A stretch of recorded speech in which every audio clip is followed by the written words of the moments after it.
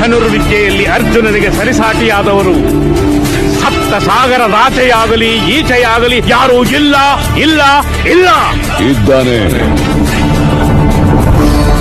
ಹೆಸರೇನು? ಕರ್ಣ. ಗುಡುಗುಡುಗುವ ಗುಡುಗಿನಲು ಎದೆಗುಂದದೆ ಆರ್ಭಟಿಸಿದೆ.